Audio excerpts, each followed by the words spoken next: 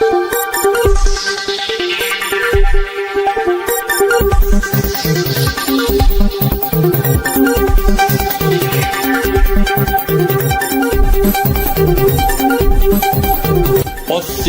Madhesh news. एयरपोर्टलाई चाहिने भन्दा धेरै जग्गा मुआवजा मिलाएर सेटिङ गरेर 12 अरब रुपियाँ लगभग त्यहाँ भ्रष्टाचार भएको भन्न सुन्नमा आएको छ। यो कुरा पनि संसदमा हाम्रो माननीयज्यूले उठाइदिनु हुन हामी अनुरोध गर्दछौँ। यहाँका होटल व्यवसायीहरू, यहाँका चाहिँ ट्राभल एजेन्सीहरू सबै बन्द भइसकेका छन्। यहाँ 2-3 चाहिँ यही मझियामा ट्राभल एजेन्सीहरू छ। ती ट्राभल एजेन्सीहरू अहिले काम लागेको छैन, किनभने यहाँबाट उडानै हुँदैन अन्तर्राष्ट्रिय उडान। त्यसले गर्दाखेरि हाम्रा यी व्यवसाय चल्नका लागि, हाम्रा साना व्यवसायहरू पनि चल्नका लागि, होटलहरू चल्नका लागि, हामीले लगानी गरेको उत्पादन हामीले फिर्ता पाउनका लागि पनि हामी केपी ओलीको सरकारसँग जोरदार रूपले के भन्न चाहन्छौँ भने तुरुन्त यो लुम्बिनी प्रदेशको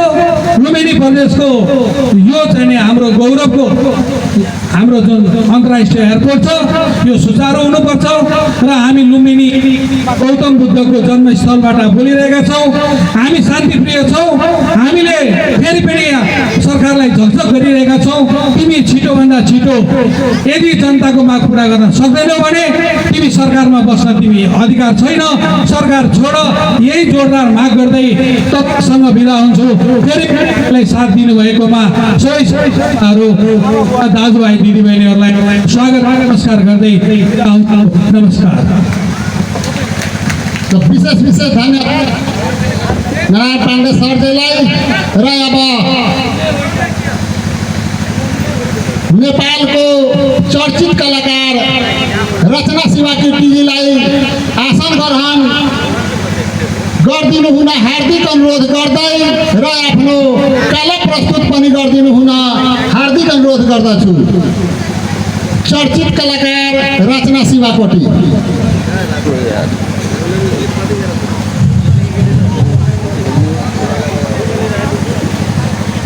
हार्दिक क्या है हटा दीजिए।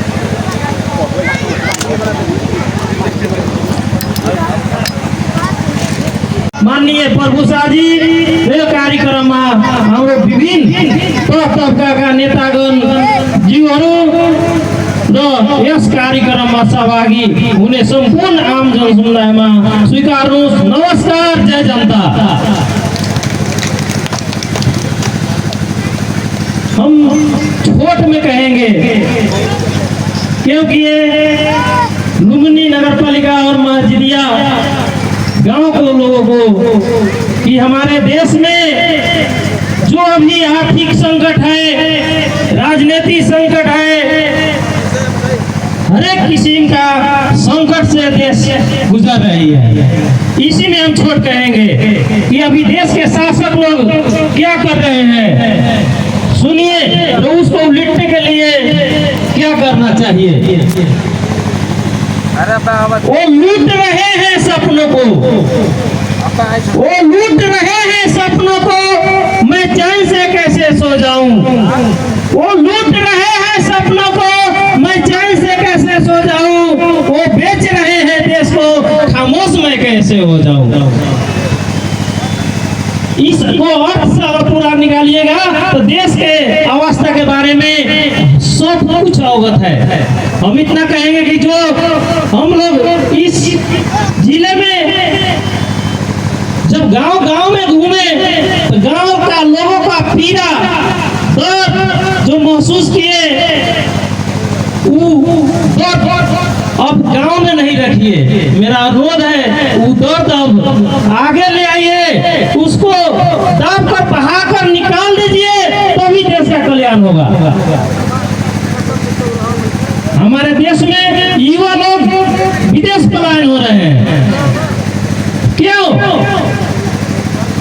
जो युवा विदेश जा रहे हैं, क्यों जा रहे हैं? हमारे देश में रोजगारी नहीं है, हमारे देश में अच्छा सा उद्योग धंधा भी नहीं है, उद्योग सब भी बंद हो रहा है, व्यापार चौपट हो रहा है।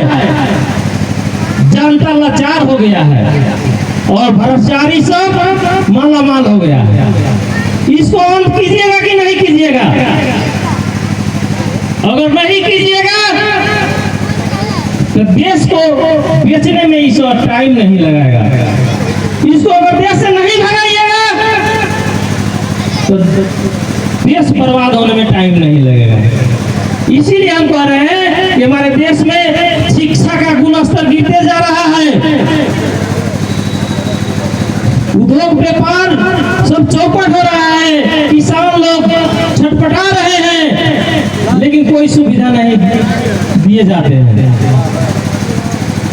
देखिए, एक तो युवा जो नेपाल से विदेश जाते हैं उनको 3 बार मेडिकल होता है और जाके विदेश में मर जाते हैं तो हम लोग गांव घर के उनके पीते मते लोग क्या कहते हैं, हमारे बेटा को लाश मंगा दीजिए, मर गया।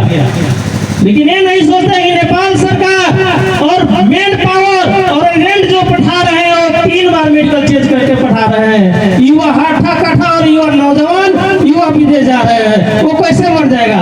मर जाएगा, मर रहा है कि मार दिया जा रहा है? विचार करने के लिए कहेंगे। दूसरा बात, जो आप एजेंट से ठगा रहे हैं, सरकारी दस्तूर 10,000 है विदेश पठाने के लिए, लेकिन 3 लाख 4 लाख अगर अच्छा वाला देश में जाइए तो 12 लाख से कम नहीं ले रहा है। तो गरीब लोग, किसान लोग खेत बेचकर ऋण निकालकर अपने बेटे को पठा रहे हैं, लेकिन उधर जाके टापरा खा रहा है, उसको रोज अच्छा से काम नहीं मिल रहा है, तो वहाँ रो रहा है बेटा बेटी, यहाँ रो रहे हैं बाप मतारी, लेकिन उसका कोई सुनवाई नहीं हो रहा है। लेकिन आप जाइए बॉर्डर पर, आप खेती कर रहे हैं, आप बेटी के शादी कर रहे हैं, अगर 5 बोरा 7 बोरा चावल लेकर आइए तो सीधे पकोड़ के आपको पठा देगा। आप घराइसी काम के लिए सामान ले रहे हैं तो सब कुछ पठा दे रहा है, उसको आप मिल जा रहे हैं, लेकिन आपको ठग कर एजेंट सब गांव में घूम रहा है, वो एजेंट पुलिस प्रशासन को नहीं मिल रहा है।